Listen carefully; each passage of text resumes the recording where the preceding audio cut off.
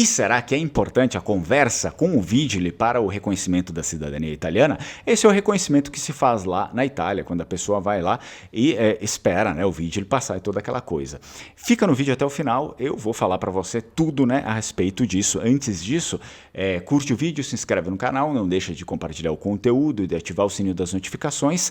Eu sou o Fernando Menegatti, esse aqui é o Lenguamare, canal aí destinado para os vênetos, mas existem muitos assuntos que a gente acaba abrangendo outras pessoas, né, que são descendentes de outros locais da Itália. Primeiro lugar, o que é o Vigili? O Vigili é um policial. É um policial municipal. Olha só, ele tem mais funções, né, do que fazer toda essa visita aí. Obviamente, uma das principais funções dele é inspecionar o local onde você vai morar lá e lhe entrevistar. Essa aqui é uma das principais. Porém, ele também combate aí as drogas, né? Crimes contra drogas, crimes contra o patrimônio, crimes contra pessoas, proteção de menores, combate ao comércio ilegal, né, que a gente tem muito no Brasil e se faz vista grossa, proteção do bem público, segurança pública e crimes contra o meio ambiente. Então, você sabia, na verdade, ele faz tudo isso, ok?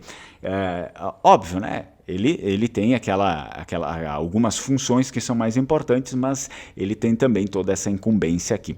Qual que é a importância do Vigili? Olha só, responsável pela verificação de pedidos de residência feitos na cidade. Algo, né, que, na verdade, eu considero bem pessoal. É algo bem pessoal, né, importante para fazer ali no local da origem, na verdade. Tá? É importante você fazer a sua cidadania no local da origem. Eu sempre falo isso para as pessoas. Por quê?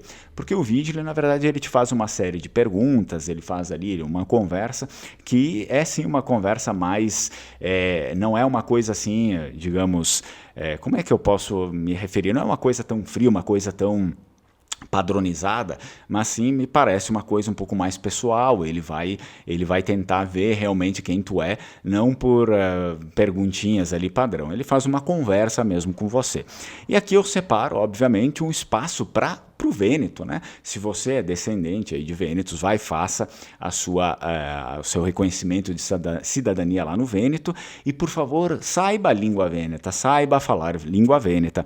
Olha só, eu vou contar uma história particular, que quando eu estava lá também fazendo o reconhecimento da minha cidadania, que eu recebi o Vigili em casa, a gente acabou conversando assim de boa, né? Ele pediu as perguntas que ele fez, né? Onde eu nasci, o que eu fazia, né? O que os meus pais faziam, minha profissão, como era ali o local onde eu nasci, quais eram as minhas intenções no Vêneto, onde eu queria morar ali, me estabelecer, se eu era casado, se tinha filhos, se eu pretendia ter filhos e quem era a minha esposa e se ela também tinha descendência vêneta. Olha só, né? Ele acabou me pedindo tudo isso e, na verdade, mais coisas aí que também eu não lembro de tudo. Olha, mas uma coisa importante, um detalhe que eu separo para vocês, a gente acabou conversando tudo em vêneto. Ok? Tudo em vêneto. E em nenhum momento ele me mandou falar italiano, ou ele disse, né, que eu tinha que aprender italiano, ou ele falou que o vêneto fosse uma vergonha e toda aquela coisa que às vezes a gente ouve de alguns babacas aqui no Brasil. Olha só, pelo contrário, ele disse que era um sotaque bonito, que realmente lhe agradou muito falar comigo, porque ele se lembrou de quem? Dos avós. Ele se lembrou da família, de como eles falavam, né? Ou como eles falam ainda, como os avós no caso, porque os avós dele já morreram, por isso como falavam. E, na verdade, ele acabou sendo muito gentil e amigo, e a gente levou essa conversa inteira em vêneto e não em italiano. Então, junto havia uma outra pessoa, isso aqui é um detalhe muito importante, havia uma outra pessoa ali para também fazer o seu reconhecimento da cidadania italiana, só que essa outra pessoa não sabia falar vêneto, ela sabia só falar italiano. E não que haja um problema em saber falar italiano, por favor, não é isso.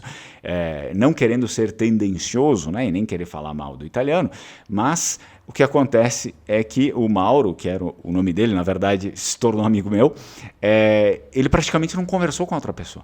Né? Então a outra pessoa praticamente ficou muda, calada, ele ficou só falando comigo na prática e muitas coisas que era para outra pessoa responder, eu acabei tendo que responder.